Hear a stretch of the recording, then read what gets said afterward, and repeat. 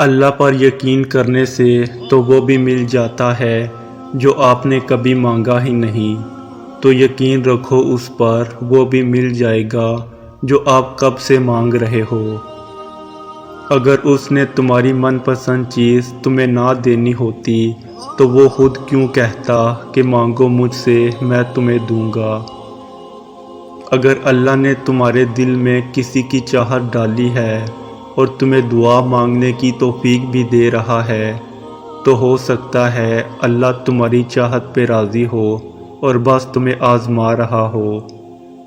اور جب تم پورے دل سے خود کو اس رب کے سپرد کر دو گے تو تم دیکھو گے کہ کائنات کی ہر چیز تمہارے حق میں ہو جائے گی۔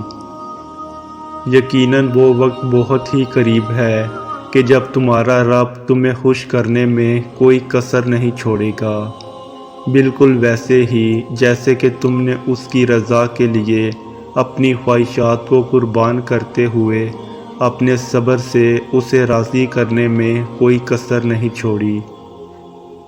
تم خیال کرتے ہو کہ تم پر ظلم کیا جا رہا ہے، حالانکہ وہ تو رائی کے دانے کے برابر بھی ظلم نہیں کرتا۔